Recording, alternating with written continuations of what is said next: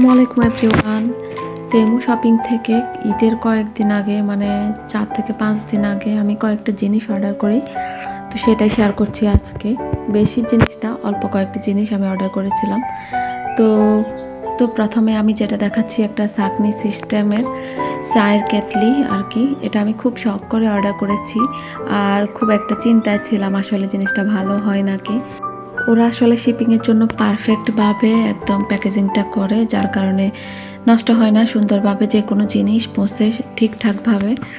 তো যেহেতু এটা দেখতে কাচের মতো, সেজন্য একটু চিন্তায় ছিলাম, না সুন্দরভাবে পেয়েছি।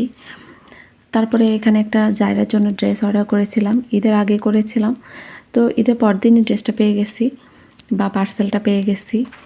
এবার আসলে তেমন পার্সেল পেতে আমার সময় লাগেনি, অল্প দিনের মধ্যে। আমি শুনেছি যে ওরা এখন অনেক ফাস্টলি কাজ করে আর কোয়ালিটিও আগের থেকে ভালো করেছে, তাই অর্ডারগুলো করেছিলাম। আর এই যে ড্রেসটা, আর এখানে দেখা যাচ্ছে একটা সানগ্লাস, এটা আমি জারাফের জন্য অর্ডার করেছিলাম। আর যদিও বা অনেক কালারফুল বাচ্চাদের সানগ্লাস পাওয়া যায়, ও এতটা রং চং পছন্দ করে না, সেজন্য এই সানগ্লাস অর্ডার করা। আর এখানে দেখতে পাচ্ছেন একটা বিউটি ব্লেন্ডার, তো এটা আমার জন্য অর্ডার করেছিলাম বিউটি ব্লেন্ডারটা। তো ভালো ছিল, এটা আমি পরে ইউজ করেছি, ভালো ছিল। আর এখানে কতগুলো পেন অর্ডার করেছে যারা। এটা হচ্ছে একটা হাইলাইটার ব্রাশ। এই যে চলেন আমাদের নতুন চায়ের কেটলি দিয়ে এখনই চা বানাই ফেলি। দেখি আসলেই চুলার উপরে বসিয়ে কি এটা দিয়ে চা বানানো যায় নাকি নাকি ফেটে যায়। সারাফের আব্বু বারবার বলছিল, কি বলো তুমি, এটা দিয়ে চুলার উপরে দিয়ে আগুনে জাল করবা, এটা তো আগুনের তাপ লেগে ফেটে যাবে। চলেন দেখি আসলে কি এটা ফেটে যায় নাকি ঠিকঠাক মতো চা বানানো যায়। আসলে আমি নিজেও কনফিউজড, যদিও বা বিভিন্ন ভিডিও ব্লগে দেখেছি চা বানাচ্ছে, কিন্তু তারপরে আমি কনফিউজড।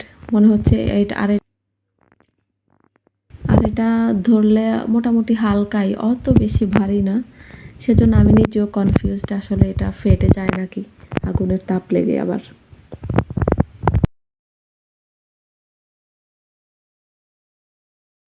এই তো কেটলিটা আমি ভালো মতো ওয়াশ করে নিয়েছি আগে, এরপরে পরিমাণ মতো পানি দিয়ে দিলাম। আমি 550 ml এই টিপটটা অর্ডার করেছিলাম, আরও বড় সাইজও আছে ওখানে। তো এই যে যতটুকু পানি আমি এখানে দিয়েছি, এটাতে আমার জাল হওয়ার পরে 2 কাপ চা হয়ে আমাদের আরও বেঁচে যায়।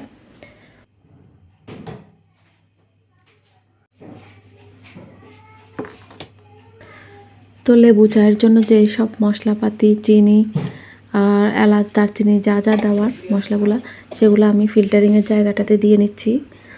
চিনিও আমি দিয়ে নিচ্ছি একসাথে। তো পানিটা ফুটে উঠলে তারপরে আমি চা পাতাটা দিয়ে দিব, তেজপাতা দিয়ে দিচ্ছি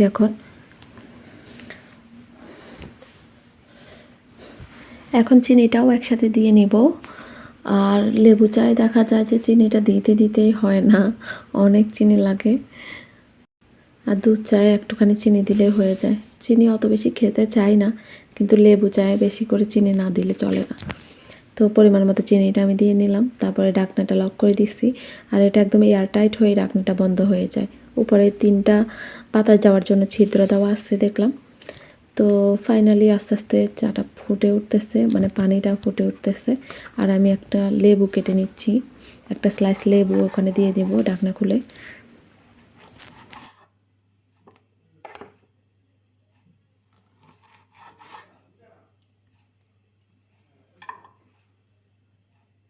পানিটা টকবক করে ফুটে উঠতেছে, আর ফাইনালি আমি চা পাতা দিয়ে দিচ্ছি পানির মধ্যে। আর দেখেন কত দ্রুত পানিতে কালার চলে আসলো চায়ের, কি সুন্দর একটা কালার আসছে। আর আমার গ্লাসের টি পটও ফেটে যায়নি, কিচ্ছু হয়নি। আর হ্যান্ডেলটাও সুন্দর মতো হাত দিয়ে ধরা যাচ্ছে। হ্যান্ডেলটা ধরার জন্য কোনো রকম এক্সট্রা কোনো ন্যাকড়া, কোনো লুসনি কিছুই দরকার হয়নি। শুধু আগুনের হিট লেগে কেটলির সাইডটাই গরম হয়, চা সুন্দর মতো রান্না হয়, অথচ একই ম্যাটেরিয়ালের দেখতে লাগে। চায়ের কেটলির যে হ্যান্ডেলটা রয়েছে ওইটা দেখতে মানে গ্লাসের হ্যান্ডেল, তাও কিন্তু হ্যান্ডেলটা গরম হয় না, ব্যাপারটা আমার মজাই লাগছে। আর এই চায়ের কেটলি দিয়ে চা বানাতেও আমার ভীষণ মজা লাগে এখন। আর এই যে চাটা ঢেলে নিব এখন। বাসায় সামান্য পুদিনা পাতা ছিল, ওটা আমি 2টা কাপে একটু একটু করে ছিঁড়ে দিয়ে দিলাম, আর দিয়ে দিয়েছি 2 টুকরা করে আদা কুচি দিয়ে দিলাম। তারপর চাটা রেডি।